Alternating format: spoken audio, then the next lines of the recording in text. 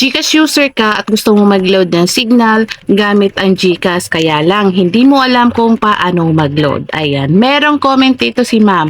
Hi, paano mag-load ng signal using GCash po?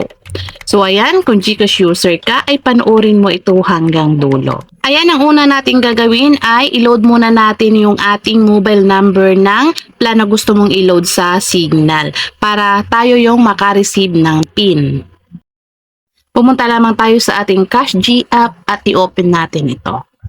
So, ayan. Tapos, i-click natin yung load. Tapos, dito tayo mapupunta.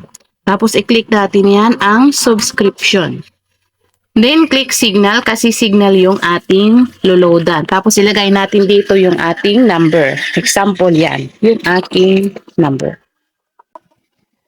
Tapos ayan, ang daming plan na pwede mong pagpipilian. Kung magkano gusto mo i-load, 200, 300, may 1K dyan. Halimbawa, gusto mo mag-load ng 200, i-click mo lang yun ang 200. So bakit yung ating mobile number yung loloadan natin? Kasi para tayo yung makareceive ng PIN. Ang PIN ay kailangan natin para ma-registered natin yung ating load sa signal. So ayan, i-click nyo lang yan ng 200 kung halimbawa yan na ang gusto nyo i-load. So hindi ko na itutuloy kasi hindi naman ako mag-load ngayon. Sample lang naman ito.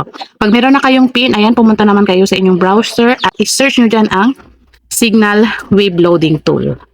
At tayo ay magre-register ng ating load sa Signal. So ayan, click natin yan ang Signal TV Web Loading Tool. Ayan, tapos dito tayo mapupunta. Web Loading Tool. Makikita nyo dyan, merong prepaid account number tsaka yung PIN. Diyan sa prepaid account number, yung ilalagay natin dyan ay yung signal box nyo. Yung 8-digit po na signal box nyo. Tapos dyan sa PIN, yung PIN nyo, kung meron na kayong PIN kasi nag-load na nga kayo sa inyong mga SIM card. Ayan. Tapos, i-copy nyo lang yan ang CAPTCHA. Tapos dyan nyo ilagay sa box. So, kailangan po ay tama po yung ating pagkalagay para hindi po tayo uulit. Kasi kung mali yan, uulit po kayo. Tapos i-click nyo lang yung submit, then pag okay na yung pag-load nyo or successful na yung pag-load mo, ay ganyan po yung lalabas. Yung day. Tapos, your load request has been confirmed account number. Ayan, will be loaded with entered PIN.